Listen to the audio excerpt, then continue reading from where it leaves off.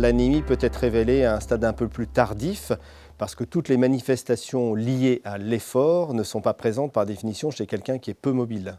Donc on est peut-être amené à découvrir une anémie à un stade un peu plus avancé en termes de chiffre d'hémoglobine, avant que les manifestations cliniques se révèlent. Donc il faut apprécier effectivement des signes qui seraient une dyspnée de repos, des choses qui sont quand même relativement sévères, qui témoignent généralement d'un retentissement clinique assez sévère.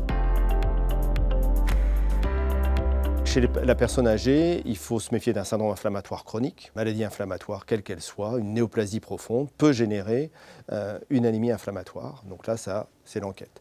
Deuxième point, l'insuffisance rénale, qui va être facilitée soit par une néphropathie sous-jacente, qu'elle soit vasculaire ou autre, médicamenteuse, et notamment aussi par la prise régulière de diurétiques. Et puis chez la personne âgée, se méfier d'une maladie hématologique finalement assez fréquente, qui est la myélodysplasie, l'existence d'une anomalie d'origine centrale liée à une maladie hématologique qualifiée de pré-leucémique.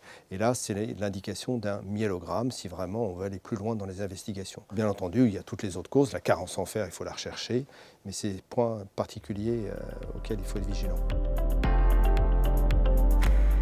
L'anémie par carence en fer chez personnes âgées, mais âgées, c'est pas forcément très âgé, c'est au-delà de 50 ans et forcément un peu plus au fil du temps, c'est traquer le cancer colorectal. Ça, c'est impératif.